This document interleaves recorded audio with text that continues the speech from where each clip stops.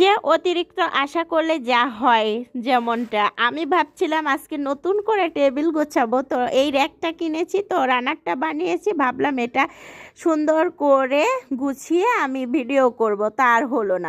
আসসালামু আলাইকুম, বিসমিল্লাহির রহমানির রহিম। এই রকম আয়োজন করলে কিন্তু সেদিনকে পেটে ভাতটা একটু বেশি পড়ে আর চাউলের খরচটা একটু বেশি বাড়ে। তো দেখেন কি সুন্দর আয়োজন করেছি আমার ছেলেটার জন্য, ছোট্ট ছেলের জন্মদিন। এই দিনে এত সুন্দরভাবে এই দুনিয়ার মুখ দেখেছিল আমার ছেলেটা, আমার আরাফ বাবু। তো আরাফ বাবু আমার কলিজার টুকরা, আব্বুরও কলিজার টুকরা। তো ওর আব্বুও অনেক বেশি ভালোবাসে ছোট ছেলেকে, আর আমিও অনেক বেশি আদরে মানুষ করছি, বড় করছি। তো ওর একে একে 1 বছর 2 বছর করতে করতে এবার 3 বছর পূর্ণ হলো। তো সেই উপলক্ষে আজকে আমি আয়োজন করেছি। দেখেন ওর বাবা নেই, তারপরেও আমি যেটুকু পেরেছি সেটুকুই আয়োজন করেছি। তো গরুর মাংস রান্না করলাম। তো গরুর মাংস রান্না করেই বাবুকে খাইয়ে দিলাম, অনেক সুন্দর করে সে খাইলো। আর ওর এই যে কলিজা খেতে খুব ভালোবাসে, সেজন্য ওর বাবা প্রত্যেক দিনই কলিজা আগে আনে মাংসের সাথে, গরুর কলিজা আনে যাতে বাচ্চাটা খেতে পারে। ও মাংস একেবারেই পছন্দ করে না, শুধু মাংসের আলু পছন্দ করে আর কলিজাটা একটু খায়। তো এই যে কাঁচামরিচ দিলাম, আদা বাটা, জিরা, রসুন বাটা সব কিছু দিয়ে দিলাম। যেহেতু বাটা করা থাকলে, বাটনা সব কিছু মশলাপাতি করা থাকলে কিন্তু রান্নার কাজটা সহজ হয়ে যায়। তো দেখছি বোতলে তেলই নাই, তো তেল একটু কমই হয়ে গেল, তো আবারও পরবর্তীতে তেল দেব। যেহেতু 5 লিটার ঢোক থেকে বের করতে একটু তেল বেশি পড়বে, সেজন্য ভাবছিলাম এটুকু দিয়ে মাখিয়ে নেই, পরে আবারও দেওয়া যাবে। তো এদিকে আবার আমি আস্ত রসুন দিয়ে দিচ্ছিলাম। আর আস্ত রসুন আর কাঁচামরিচ না দিলে তো হয় না, আমার কাছে এটা দিতে খুবই ভালো লাগে। আর বর বলছিল যে কাঁচামরিচ এখন বেশি খাবা, সেজন্য কাঁচামরিচ একটু বেশি খাওয়া ধরেছি। আর ইদানিং কাঁচামরিচের দামটা একটু কমই, সেজন্য একটু বেশি করেই খাচ্ছি। তো কাঁচামরিচ কে সংরক্ষণ করেছেন অবশ্যই আমার এই কমেন্টসে এসে জানাবেন। এই ভিডিওর আপুরা বেশি করে এখন কাঁচামরিচ সংরক্ষণ করে রাখবেন, 30 টাকা 40 টাকা কেজি দরে বিক্রি করছে। তো আমি আবার কম খাবো কেন, কাঁচামরিচের ভিটামিন সি, সেজন্য কাঁচামরিচ সি বেশি করে খাবো। আর এই যে আলু প্রেমীরা, আলু খাতক যারা, তারা বুঝবে যে আলু কত প্রকারও কি কি, আলু না খেলে চলেই না। আমার ছোট্ট বাবু আর আমার বড় মেয়েটা, একটাই মেয়ে, তো বড় মেয়ে বলছি, সরি। তো আমার মেয়েটা খুবই পছন্দ করে আলু, আমারও খুব ফেভারিট। আমাদের বাসায় আমরা 3 জন খুব আলু প্রেমী, সেই জন্য আলু দিচ্ছিলাম মাংসে। তো আলু না দিলেই নয়, আলু না দিলে মাংস আমার কাছে কেমন যেন লাগে, শুধু শুধু মাংস খেতে আমার ঘাস ঘাস কোন লাগে। সেজন্য আমি একটু আলু দেই, যাতে আলু দিয়ে দিয়ে মাংস দিয়ে ভাত খেতে পারি। আমার আবার মাংস ভাত একবারের বেশি 2বার পড়লে মাংসের পুরো আমার বিরক্তি এসে যায়। আমার মাংস ভাত ততটাও পছন্দ না, একবার খাবো খুব সুন্দর, তারপরে এবার খাবো, কিন্তু সাথে কিছু ভাজি থাকতে হবে, অন্য তরকারি থাকতে হবে, তাহলেই মজা লাগবে। তো আপুরা ভাইয়েরা, আপনারা ভিডিও ছাড়ছেন, আপনাদের পেজ সম্পর্কে মতামত এখানে একটু কমেন্টস বক্সে এসে জানাতে পারেন।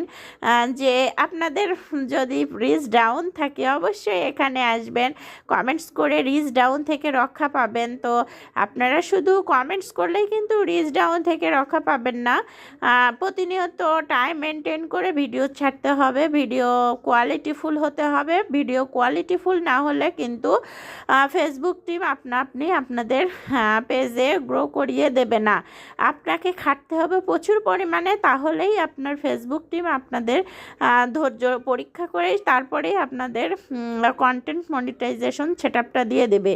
তো দেখেন কি সুন্দর সব কিছু রান্না করছিলাম।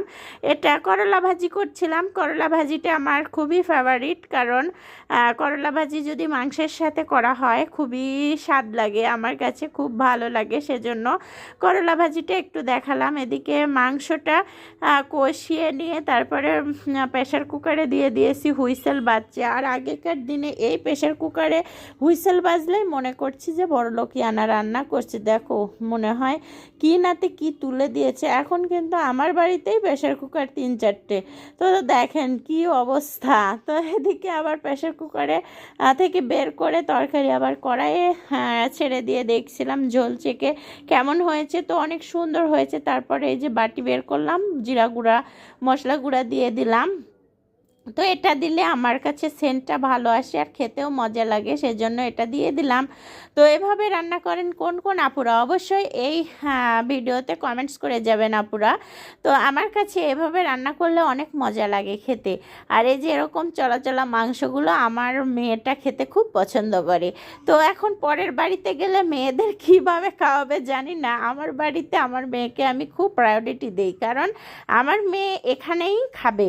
তো পরের বাড়িতে যদি না খেতে পায় সেই কারণেই ভাবি যে এখানেই বেশি করে খেয়ে নিক। তো আমার মানে ছেলেটা বলে তোমার মেয়েই তো বেশি খায়। তো আমি বলি না খায়, ও আমি বেঁচে থাকি যতদিন, ও আমার কাছে আছে যতদিন, ততদিন আদর পেয়ে বেশি বেশি খাক।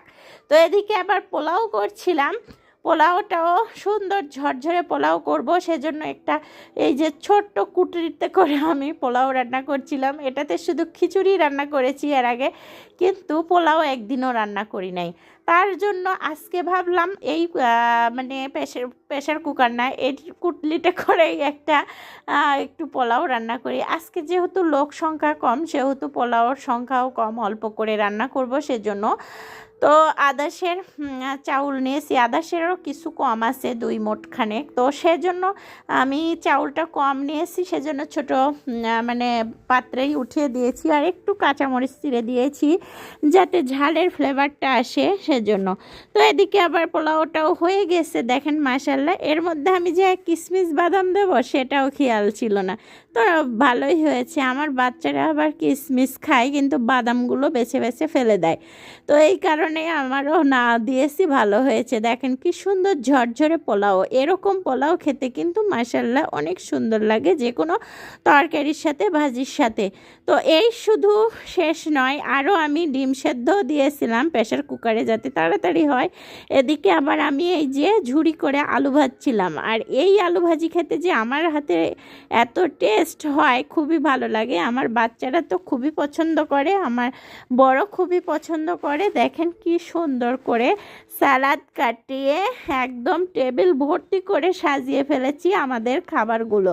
তো আমার ছেলেটা এসে পাশ থেকে আম্মু আম্মু খাবার দাও, এই প্লেট দিয়ে বলছে আম্মু খাবার দাও। ও কিন্তু একটু আগে খেয়েছে, তারপরেও বলছে খাবার দাও। এই যে খালি প্লেটটা ও দিয়েছে। তো ও বলছিল যে আঙ্কেলরা আসবে। তো ও ভাবছে যে সত্যি বাড়িতে গিয়ে যে আঙ্কেলদের এরকম করে সাজিয়ে গুছিয়ে খাইয়েছি, ও ভাবছে আঙ্কেলরা আসবে। তো আমি বলছিলাম তুমি কখন দাওয়াত করলা যে আঙ্কেলরা আসবে? তো বলছিল গাড়িতে আসছে।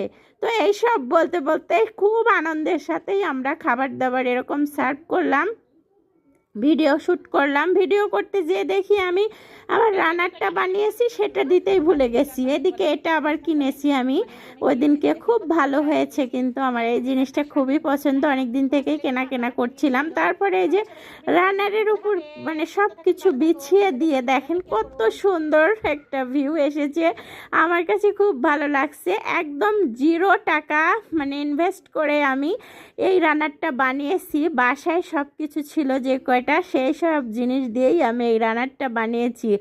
আমার মানে ইনভেস্ট কোনো টাকাই দেওয়া লাগেনি, বাসায় সব কিছুই ছিল, এগুলো দিয়ে বানিয়ে ফেলেছি দেখেন। তো আমরা নারীরা কিন্তু সব কিছুই পারি, যদি একটু চেষ্টা করি, বুদ্ধি খাটাই, মেধা খাটাই, তাহলেই কিন্তু সব কিছু সম্ভব আমাদের। আর আমরা যদি নারীরা পিছিয়ে থাকি, আমরা যদি মানে দূর থেকে ভাবি যে এত কষ্ট করতে হবে কেন, থাক, ও এই কথা ভাবলে কিন্তু কোনোদিনও সফলতা হওয়া যাবে না। তো এরকমই ফেসবুক টিমও আমাদের কাছে। ধন্যবাদ সবাইকে, খোদা হাফেজ।